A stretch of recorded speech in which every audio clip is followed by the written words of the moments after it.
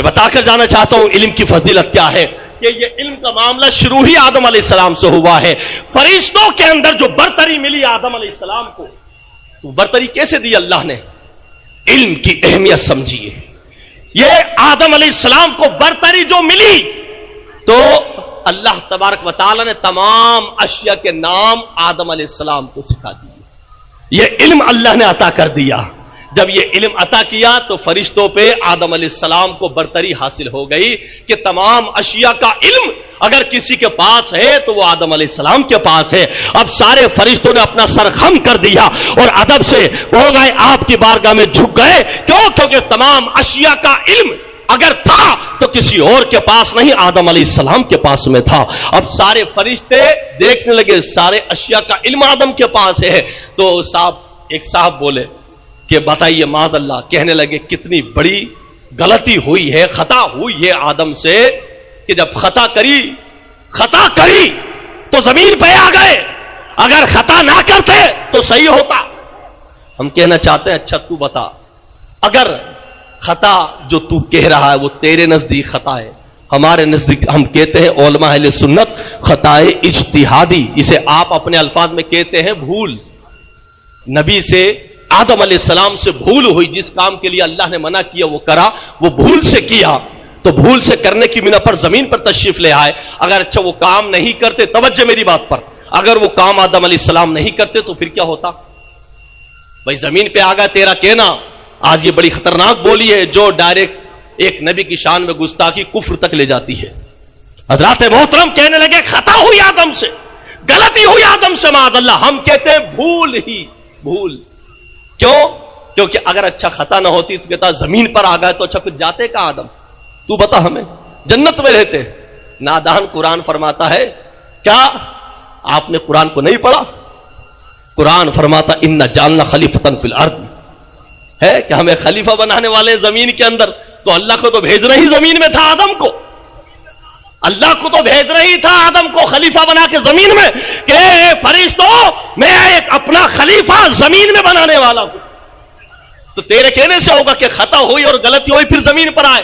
ارے آدم کو آنا ہی زمین پہ تھا، اللہ نے اتارنا ہی زمین پہ تھا آدم علیہ السلام کو. تو یہ بھول ہوئی کیوں؟ اچھا اس بھول کا آج ایک بات کا میں آپ کو واضح کرتا ہوں، اگر یہ بھول نہ ہوتی تو میرے دوستو ہماری مشکلیں حل نہ ہوتی، ہماری بہت سی مشکلیں حل ہو گئی. عزیزان ملت اسلامیہ سنیے، اللہ اکبر، کون نہیں جانتا کہ یعنی کس سے بھول ہو جاتی ہے. ایک مرتبہ حدیث پاک کے اندر آیا کہ رسول کریم علیہ الصلوۃ والسلام سوتے رہ گئے فجر کی نماز کے وقت. حضرت بلال بھی موجود تھے. فجر میں کسی صحابی کی آنکھ نہ کھلی. فجر کی نماز کب کیسے نکلی؟ دھوپ جب آئی چہرے پر پڑی تو آقا کی بھی آنکھ کھلی اور حضرت بلال کی بھی آنکھ کھلی. تو آقا علیہ السلام کے سامنے سارے صحابہ موجود، بولے یا رسول اللہ ہماری تو فجر کی نماز نکل گئی. میں آپ سے پوچھنا چاہتا ہوں کیا اللہ کے رسول سوئے ہوئے تھے؟ میرے دوستو آقا حدیث پاک میں یہ فرمائے کیا کہ میری آنکھ سوتی ہے، میرا دل جاگتا ہے، میرا دل جاگتا ہے. اور یہ ممکن تھا کہ اللہ کو کہ اس کے محبوب کی نماز نکل جائے؟ ارے جو نبی انگلی کا اشارہ کرے تو سورج پلٹ کر کے آ جائے، تو فجر نکل جائے؟ نہیں. عزیزان ملت اسلامیہ حکمت تھی کوئی، اس کے اندر کوئی نادان یہ نہ سمجھ لے کہ بولے مصطفیٰ کی نماز نکل گئی یا نبی کی نماز نکل گئی. نہیں. سنیے، حضرت بلال سے کہا اے بلال تیرے پاس شیطان آ گیا تھا. اللہ اکبر، تیرے پاس شیطان آ گیا. اللہ اکبر. کہا یا رسول اللہ آپ کیا کریں؟ آقا نے فرمایا سورج نکل گیا، اس مقام کو چھوڑو، آگے نماز پڑھیں گے.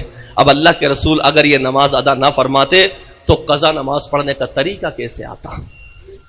آقا فرماتے اللہ اب میری امت کو قضا نماز پڑھنے کا طریقہ بھی آ جائے گا اور یہ بھی معلوم ہو جائے گا کہ اگر فجر کی نماز نکل جائے تو فوراً پڑھنی چاہیے یا 20 منٹ کے بعد. یہ بھی کسی اور نے نہیں سکھایا، آمنہ کے لال نے سکھایا. بولے بلال ابھی فوراً طور پر قضا نماز نہیں پڑھی جائے گی، تھوڑا آگے چلو. چلے تو 20 سے 25 منٹ نکل گئے تھے. اس کے بعد آقا نے فجر کی نماز ادا فرمائی تاکہ امت سیکھ جائے، امت کو سلیقہ آ جائے نماز پڑھنے کا کہ جب اگر نماز چھوٹ جائے تو تمہیں کیا کرنا چاہیے. اسی 20 سے 25 منٹ آدھے گھنٹے کے بعد آقا نے دوسرے مقام پر نماز پڑھی, اور رکعت کتنی پڑھی یہ بھی معلوم ہو جائے امت کو کہ ابھی میں نے نماز 12 بجے کے بعد نہیں پڑھی بلکہ آدھے گھنٹے کے وقفے کے اندر آقا نے نماز ادا فرمائی. تو امت کو معلوم ہو جائے جب تمہاری فجر کی نماز نکل جائے اور تم زوال سے پہلے یعنی ایک عام طور پر 12 بجے سے پہلے اگر نماز پڑھو تو 4 رکعت پڑھو, 2 سنت بھی پڑھو, 2 فرض بھی پڑھو, اس لیے کہ آقا بتا گئے اے بلال ابھی میں زوال سے پہلے ہی نماز پڑھ رہا ہوں, سورج نکلے ہوئے بھی آدھا گھنٹہ ہو گیا ہے, تو اب میں صرف 2 رکعت فجر کی نہیں پڑھ رہا بلکہ سنت بھی پڑھ رہا ہوں, فجر کی فرض بھی پڑھ رہا ہوں, تاکہ امت کو معلوم ہو جائے کہ 4 رکعت پڑھنی ہے. عزیزان ملت اسلامیہ 4 رکعت پڑھنی ہے. لیکن آئیے اور آگے بات کو کرتے ہوئے میں آپ کو بتا جاؤں عزیزان ملت اسلامیہ, آج دور حاضر کے اندر علم کی کتنی اہمیت ہے, آج علم کی کتنی اہمیت ہے. عزیزان ملت اسلامیہ اس اہمیت کو تو بہت پہلے بتا گئے علماء کرام. آج کے ہمارے بچے, آج ہمارے گھروں کے ماحول, کبھی کوئی 10 بجے اٹھتا ہے, کبھی کوئی 9 بجے اٹھتا ہے, کسی کا ناشتہ 11 بجے ہے, کسی کا معمول اٹھنے کا ہی 9 بجے ہے. اے عزیزان ملت اسلامیہ اپنے بچوں کو زیادہ سے زیادہ تعلیم کی طرف رغبت دلاؤ اور اپنے بچوں کو کچھ بناؤ, لیکن اس سے پہلے فقہاء کرام فرماتے ہیں اپنے بچوں کو سچا اور پکا مسلمان بنا لو تاکہ کل کو تمہارا بچہ انجینئر بھی بنے تو اس کا ایمان برقرار رہے, تمہارا بچہ ڈاکٹر بھی بنے تو اس کا ایمان برقرار رہے, اور تمہارا بچہ اگر کلیکٹر بھی بنے اس کا ایمان برقرار رہے, کوئی اسے خرید نہ پائے, کوئی اس کے ایمان کا سودا نہ کر پائے, کوئی اس کے ایمان سے کھلواڑ نہ کر پائے, اس لیے کہ وہ کل کو کسی بھی عہدے پہ ہوگا تو یہ کہے گا میری دنیا کی ڈگری بعد میں ہے, پہلے مصطفیٰ کے ایمان کی ڈگری میرے پاس ملت اسلامیہ.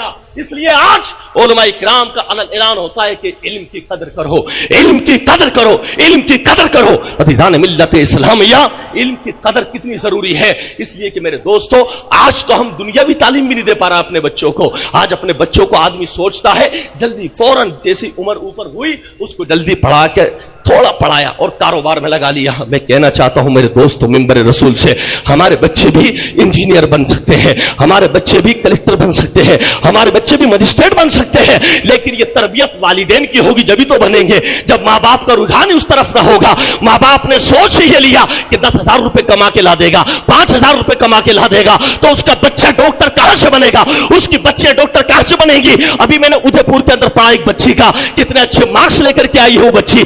ملت اسلامیہ حقیقت میں تو ذہانت اعلی حضرت کو ملی دور حاضر کے اندر اور کچھ سال پہلے, لیکن یہ اعلی حضرت کا صدقہ, اولیاء کرام کا صدقہ, اور میں کہوں گا مدینے کے تاجدار کا صدقہ اس امت کو اللہ نے بے انتہا ذہانت عطا فرمائی ہے. عزیزان ملت اسلامیہ اللہ نے مسلم جیسا دماغ آپ اٹھا کے دیکھو کسی کو دیا ہو تو, ایسے کمپیوٹر دماغ بچوں کے, اللہ اکبر, ایسے بچے بھی ہمارے سامنے آئے کہ 8 مہینے پورے نہیں ہوئے پورا قرآن پاک حفظ کر کے دکھا دیا.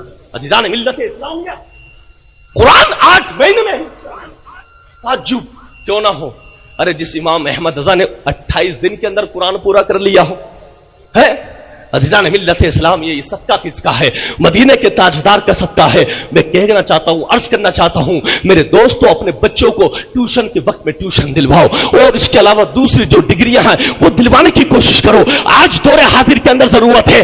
آج کے ہمارے علماء کرام یہ الحمدللہ اکثریت کے اعتبار سے فیصلہ کر چکے ہیں کہ ہم جہاں پر ہمارے بچوں کو حافظ قرآن بنائیں گے, عالم دین بنائیں گے, مفتی بنائیں گے, اسی کے ساتھ اس کو بہترین ڈاکٹر بھی بنا کے تیار. عزیزان ملت اسلامیہ کہاں تک ہم نیچ رہیں گے, کہاں تک ہم چلتے رہیں گے ایسے ہی کہ آج گیٹوں پہ دھکے کھانے پڑ رہا ہے. ہماری ماں اور بہنیں پرچیوں کو لے کے 50 کاؤنٹر پہ چلی جاتی ہے جب بھی ان کی پرچی تیار نہیں ہوتی. اللہ اکبر, حال تو یہ ہے. عزیزان ملت اسلامی اس کو یہ بھی معلوم نہیں ہوتا کہ وہاں چپڑاسی یہاں ڈاکٹر ہے. حضرات محترم یاد رکھو, بچیوں کو بھی تعلیم دو, بچوں کو بھی تعلیم دو, لیکن میں کہہ چکا ہوں اس سے پہلے ان کے ایمان کی مضبوطی کے لیے یاد رکھیے ایسی تعلیم دے دی جائے تاکہ ہماری بچی خود بتا دے کہ میں فاطمہ زہرا کی خاتون, میں ان کی کنیز ہوں, میں فاطمہ زہرا کی کنیز ہوں, میں حضرت عائشہ صدیقہ کی کنیز ہوں. کل کو ایسا کھلواڑ نہ بننے پائے جو آج کھلواڑ ہمارے سامنے آ رہے ہیں تاکہ وہ بچیاں خود بتائیں. ہم بھی جانتے ہیں کہ سیرت عائشہ کیا ہے اور سیرت فاطمہ کیا ہے. حضرات محترم، اس لیے میں کہہ کر جانا چاہتا ہوں، سنو تعلیم کی اہمیت کیا ہے. اللہ اکبر. تعلیم کی اہمیت بتا کر جانا چاہتا ہوں کہ اللہ اکبر. حضرت عبداللہ بن مبارک کون ہے آپ کو معلوم؟ عبداللہ بن مبارک کا چھوٹا سا تعارف میں آپ کو کرا دوں. آج تو ایسے نادان لوگ ہو گئے کہ وہ تو ڈائریکٹ امام اعظم کو لے کے بات کرتے ہیں. نہیں، امام اعظم کو آتا کیا ہے؟ یہ عبداللہ بن مبارک امام اعظم کے شاگرد ہیں. کون ہے یہ؟ امام اعظم کے شاگرد. لوگ امام اعظم کو قبول نہیں کر رہے. بولو ان کو 5 حدیث یاد تھی، 17 حدیث یاد تھی. نادان ہے تو ہمیں عبداللہ بن مبارک کی تاریخ پڑھ کے بتا کیا ہے. شاگرد کی. عبداللہ بن مبارک شاگرد امام اعظم کے. توجہ. اور یہ استاذ کس کے ہیں پتا ہے؟ عبداللہ بن مبارک کس کے استاذ ہیں؟ امام بخاری کے والد محترم کے استاذ ہیں. کس کے؟ امام بخاری کے والد کے استاذ عبداللہ بن مبارک ہیں. اب کوئی یہ کہے میں امام بخاری کو تو مانتا ہوں، امام بخاری کے والد کو نہیں مانتا. اور امام بخاری کس کے استاذ ہیں؟ ارے والد تو ہے امام بخاری کے، لیکن والد کے ہونے کے ساتھ ساتھ امام بخاری کے والد امام بخاری کے استاذ بھی ہیں. اب کوئی یہ کہے امام بخاری کو مانتا ہوں، امام بخاری کے استاذ کو یعنی آپ کے والد کو نہیں مانتا، تو اس سے بڑا کوئی احمق ہوگا؟ کوئی یہ کہے امام بخاری کو مانتا ہوں لیکن امام بخاری کے استاذ عبداللہ بن مبارک کو نہیں مانتا، اس سے بڑا کوئی احمق ہوگا؟ کوئی یہ کہے دونوں استاذوں کو نہیں مانتا، ان کے استاذ امام اعظم کو بھی نہیں مانتا، تو ہم کہیں گے امام بخاری کے پاس علم کہاں سے آیا؟ آپ کے والد سے. آپ کے والد کے پاس علم کہاں سے آیا؟ عبداللہ بن مبارک کے پاس سے. اور عبداللہ بن مبارک کے پاس علم آیا تو امام اعظم ابو حنیفہ. پھر آدمی کا ہے. بتا دوں بات آپ کو علم کی اہمیت اور فضیلت. عبداللہ بن مبارک ایک مرتبہ بہت پہلے آپ علمی لائن میں نہیں تھے، بہت گناہ کرتے تھے. جب آپ کی دل کی دنیا اللہ نے پلٹی تو گناہ کو چھوڑ کر کے ایک مرتبہ امام اعظم کے درس میں چلے گئے. کہاں چلے گئے؟ امام اعظم کے درس میں، یعنی امام اعظم کی کلاس میں جو پڑھا رہے تھے بچوں کو. بس آپ کی دنیا پلٹ گئی. کہا امی جان میں پڑھنا چاہتا ہوں، امی جان میں پڑھنا چاہتا ہوں. اور جب پڑھنے کا شوق لگا تو عبداللہ بن مبارک کی وہ تاریخ ہے، جب آپ نے کتابوں کو پڑھنا شروع کیا ہے تو پہلی صف کے اندر امام اعظم ابو حنیفہ بٹھاتے تھے. بولے عبداللہ بن مبارک پیچھے مت بیٹھا کرو، آگے بیٹھو. اتنا علم آپ کے اندر آ گیا. ایک مرتبہ آپ کتاب پڑھتے پڑھتے باغ کے اندر کتاب کا سبق یاد کرتے کرتے سو گئے. جب کتاب کا سبق یاد کرتے کرتے سو گئے تو دیکھا آپ کی ماں نے کہ ابھی تک میرا بیٹا عبداللہ بن مبارک نہیں آیا. کہاں ہے عبداللہ بن مبارک؟ آپ تلاشنے لگی تو آپ باغ کے اندر لیٹے ہوئے تھے اور آپ کے سینے پہ کتاب رکھی ہوئی تھی. کتاب سینے پر تھی اور ایک کالا ناگ آپ کے سینے پر بیٹھا ہوا تھا. تعجب کریں گے آپ، اس کو پتا ہے کس نے لکھا ہے؟ کشف المحجوب کے اندر داتا علی حجویری رحمت اللہ تعالی علیہ نقل فرمایا اس واقعے کو. فرماتے وہ کالا ناگ آپ کے سینے پر بیٹھا ہوا کیا کر رہا تھا پتا ہے؟ فرماتے ہیں گلے ریحان کی ٹہنیوں سے ہوا کر رہا تھا.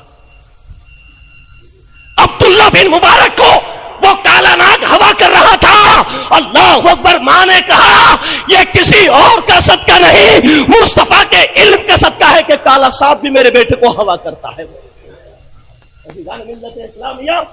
یہ ہے علم کی فضیلت. اور جب عبداللہ بن مبارک رضی اللہ تعالی عنہ کے وصال کا وقت قریب آیا، آپ جانتے ہیں وصال کا وقت کتنا ڈینجر ہوتا ہے. جب توجہ میری بات پر، جب وصال کا وقت قریب آیا تو لوگ جمع ہو گئے. بڑے بڑے مجدد، بڑے بڑے مفتیان اکرام جمع ہوئے. کہا عبداللہ بن مبارک سے کچھ آخری خواہش پوچھی جائے. آخری خواہش بتا دوں آپ کی. جب قریب آئے عبداللہ بن مبارک کے مسلمانوں پہچانو علم کی اہمیت ہے کیا، علم ہے ہوتا کیا ہے اور علم کی برکتیں کیا ہوتی ہے. جب آئے عبداللہ بن مبارک کے پاس لوگ جمع ہوئے، بڑے بڑے علامہ. کہا اے عبداللہ بن مبارک تمہاری آخری خواہش کیا ہے؟ دولت یا باغ یا کوئی کچھ اور کیا چاہیے آپ کو، آپ کے خاندان کے لیے، آپ کے گھر والوں کے لیے، ان کے لیے؟ تو عبداللہ بن مبارک نے کہا کوئی مسئلہ میرے کانوں کو ایسا سنا دو جو کسی نے ابھی تک نہ سنا ہو، یا کوئی ایسا عاشق رسول ہو تو مصطفیٰ کی حدیث جاتے جاتے مجھے ایک بار پھر کان میں سنا دو. عبداللہ بن مبارک کہتے ہیں نزا کے وقت میں آخری خواہش کیا ظاہر کری؟ آخری خواہش آپ کی تھی کوئی مجھے مصطفیٰ کی حدیث سنا دو، کوئی مصطفیٰ کی حدیث مجھے سنا دو کانوں میں۔ علم کی محبت، یہ علم کی محبت تھی عزیزان ملت اسلامیہ۔ علم کی محبتوں کا عالم تو دیکھو، اللہ اکبر۔ اور تو اور حضرت ربی، جس کو ربیعۃ الرائے کہا جاتا ہے، آپ کے والد حضرت عبد الرحمن، سنو کیا ہے علم۔ عبد الرحمن ایک مرتبہ کہاں جہاد پر گئے، تو آپ کی اہلیہ سے کہہ کر کے گئے دیکھو جب وقت ملے گا میں آ جاؤں گا، میں جہاد پہ جا رہا ہوں۔ آپ جہاد پہ گئے، آپ کی بیوی حاملہ تھی، حاملہ چھوڑ کے گئے اور پھر لوٹے کتنے سال کے بعد؟ 27 سال کے بعد لوٹے۔ کتنے سال کے بعد؟ 27 سال کے بعد عبد الرحمن رضی اللہ تعالیٰ عنہ لوٹے۔ تو جیسے آئے تو آپ کو جو اپنی بیوی کو حاملہ چھوڑ کے گئے تھے، اللہ نے آپ کو ایک لڑکا عطا فرمایا، اور وہ لڑکے کی بھی عمر کتنی ہو گئی آج؟ 25 سے اوپر، اور ان کا نام حضرت ربی رکھا گیا۔ تاریخ میں بہت آتا ہے یہ نام۔ آپ کا لقب ربیعۃ الرائے تھا۔ جب آئے تو عبد الرحمن اپنے گھر پر آئے تو ڈائریکٹ دروازہ کھولا تو ادھر سے دوڑ کر کے عبد الرحمن کے بیٹے، آپ کے بیٹے حضرت ربی آئے اور ہاتھ پکڑ لیا۔ اے بولے شخص، اندر کہاں جا رہے ہو؟ بولے اندر میری والدہ رہتی ہے۔ کہا بولے یہ میرا گھر ہے۔ بولے تمہیں غلط فہمی ہو گئی ہے، یہ میرا گھر ہے، میری والدہ اندر رہتی ہے۔ اور حضرت ربیعۃ الرائے کے شاگرد کا نام بتا دوں آپ کو، ان کے ساتھ کون کھڑا ہوا تھا جب ہاتھ پکڑا؟ حضرت ربیعۃ الرائے کے ساتھ میں کوئی معمولی ذات نہیں، امام مالک رضی اللہ تعالی عنہ کھڑے ہوئے تھے۔ یہ آپ کے شاگرد تھے، حضرت ربیعۃ الرائے کے شاگرد امام مالک کھڑے ہوئے تھے۔ امام مالک نے بھی ہاتھ پکڑ کے کہا، بولے نہیں، ہمارے استاذ جو کہتے ہیں آپ اس بات پہ عمل کیجیے، آپ ایک انجان آدمی ہے، حضرت کے ہمارے استاذ کی والدہ محترمہ اندر رہتی ہے، آپ اندر کیوں جا رہا ہے؟ تھوڑا تنازع شروع ہوا۔ بولے بھائی یہ گھر میرا ہے۔ وہ کہنے لگا ہمارا گھر ہے بھائی، ہماری والدہ رہتی ہے۔ اتنے میں کھڑکی کھول کر کے آپ کی والدہ نے دیکھا تو مسکرا کر کے کہنے لگی، بیٹے ربی آنے دے، یہ کوئی اور نہیں تیرے ابا جان تشریف لائے ہیں۔ 27 سال کے بعد پہچانو علم کی قدر کیا بتاتا ہوں میں آپ کو۔ جب آئے تو آنے کے بعد سب سے پہلا جملہ کہا، اے میری بیوی، میں 40,000 دینار تمہیں رکھوا کے گیا تھا، اس کا حساب دو۔ کیا 40,000 دینار کا حساب دو؟ بیوی چکر میں 27 سال کے بعد آ کے سب سے پہلے 40,000 دینار کا حساب؟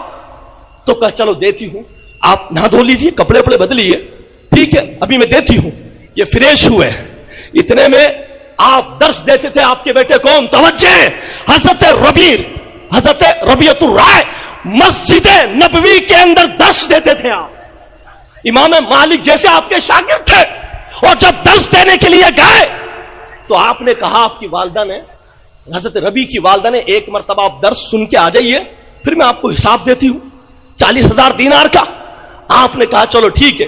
جب مسجد نبوی میں پہنچے تو دیکھا کوئی اونچی ٹوپی لگائے ہوئے، جبہ پہنے ہوئے ایک درس دے رہا ہے، اور پوری مسجد کے اندر صدائیں اگر آ رہی تھی تو سبحان اللہ الحمدللہ، سبحان اللہ الحمدللہ۔ آپ حیرت میں ہو گئے۔ حیرت میں پڑنے کے بعد کہا، یا اللہ یا اللہ، یہ کیا میرا ہی بیٹا ہے ربی؟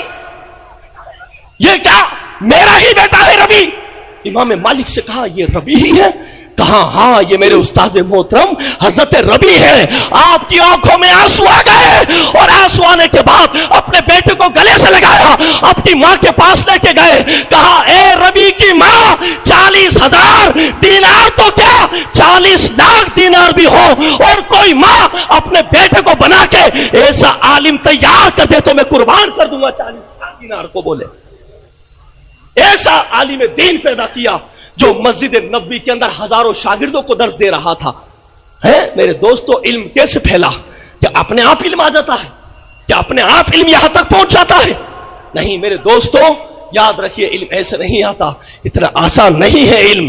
حضرات محترم، بڑی محنت مشقتیں کرنی پڑتی ہے اساتذہ کو۔ کہیں امام اعظم کی آپ تاریخ اٹھائیے، امام بخاری سے ایک بار امام بخاری تاشکند پہنچے، اور تاشکند پہنچنے کے بعد میں کسی لوگوں نے جمع ہوئے، بولے یہ امام بخاری ہے، امام بخاری ہے۔ سوچو علم کیسے پہنچا ہے۔ امام بخاری تاشکند میں پہنچے تو امام بخاری سے کہا، بھائی امام بخاری آپ کا نام ہم نے بہت سنا ہے، اب جملے نوٹ کریں آپ میرے۔ کہا آپ اپنے کسی ایک شیخ کی ایک حدیث ہمیں سنا دو، ہمارا ایمان تازہ ہو جائے. کیا کہا؟ اے امام بخاری، آپ اپنے کسی ایک شیخ کی حدیث، کسی ایک شیخ کی حدیث ہمیں سنا دو تاکہ ہمارا ایمان تازہ ہو جائے. تو کتنی دیر لگنی چاہیے ایک حدیث سنانے میں؟ ارے آدمی نے سوچا، لوگ بیٹھے ہوئے تھے، مجمع تھا بہت بڑا، امام بخاری آئے ہیں تو بھائی آدھا گھنٹہ پون گھنٹہ. اب امام بخاری کا انداز دیکھیے اور علم دیکھیے. کہا آپ نے یہ کہا کسی ایک شیخ کی حدیث میں آپ کو سنا دوں. آپ نے سنانا شروع کری. ایک حدیث، دو حدیث، تین حدیث، چار حدیث، پانچ حدیث، 100 حدیث، 500 حدیث. تاریخ گواہ امام بخاری نے 1000 سے اوپر حدیثیں سنا دی. سنو، کسی نے کہا، بولے حضور ہم نے تو آپ سے کہا تھا کسی ایک شیخ کی ایک حدیث سنا دو. تو امام اعظم امام بخاری رضی اللہ تعالیٰ عنہ نے فرمایا، میرے استاذ کوئی ایک شیخ نہیں ہے، میرے ہزاروں شیخ. تو جب تم نے کہا کسی ایک شیخ کی سنا دو تو میں نے ایک ایک کر کے ایک شیخ کی ایک ایک حدیث سنائی تو 1000 حدیث سے اوپر ہو گئی. 1000 حدیث سے اوپر ہو گئی. یہ حدیث ہم تک ایسے نہیں پہنچی. میرے دوستان محترم، قدر کرو، علم کی قدر کرو. یہ کہاں سے چلا ہے؟ ایک حدیث سننے کے لیے حضرت عبداللہ بن مبارک کہاں سے؟ مدینہ المنور سے دمشق آئے، جہاں پہ دمشق میں کثیر بن قیس روایت کرتے ہیں حضرت ابو درداء درس دیتے تھے. کہاں؟ دمشق کی جامع مسجد کے اندر. درس دینے والی ذات کس کی تھی؟ ابو درداء رضی اللہ تعالی عنہ کی. اور اس حدیث کو سننے کے لیے عبداللہ بن مبارک سفر کر کے آئے مدینہ المنورہ سے دمشق کے اندر جامع مسجد میں. کہا میں نے سنا یہ حدیث رسول پاک کی صرف آپ ہی کے پاس ہے، یہ حدیث کسی اور نہیں سناتا، کوئی اور نہیں سنانے والا اس حدیث کو. اس لیے میں اس حدیث کو سننے کے لیے مدینہ المنورہ کا سفر کر کے آپ کی بارگاہ میں آیا ہوں تاکہ یہ حدیث مجھ تک پہنچ جائے. حضرات محترم، اعلی حضرت سے کسی نے پوچھا تھا کہ بتائیے ایک حافظ قرآن اگر قبرستان سے نکل جائے تو اس کا مرتبہ کیا ہے؟ اعلی حضرت فرماتے ہیں اگر قبرستان سے کچھ پڑے نہیں، حافظ قرآن خاموش نکل جائے تو اللہ قبرستان سے 40 دن کے عذاب کو اٹھا لیتا. اور پھر اعلی حضرت سے کسی نے کہا، بولے حضور اگر کوئی حافظ قرآن نہ نکلے، کوئی عالم دین گزر جائے اور کچھ نہ پڑھے، تو اعلی حضرت مسکرا کر فرماتے ہیں اگر کوئی عالم دین نکل جائے اور کچھ نہ پڑھے، قبرستان سے خاموش نکل جائے، خاموش، تو مجھے میرے رب کی ذات سے امید ہے اللہ قیامت تک کا قبرستان سے عذاب اٹھا لے گا. اعلی حضرت فرماتے ہیں حضرات محترم، اور جاتے جاتے ایمان کو تازہ کر جاؤں کہ صدقہ جو آپ دیتے ہیں، اللہ کے رسول نے پتہ ہے کیا فرمایا؟ جو لوگ صدقہ دیتے ہیں وہ سنیں.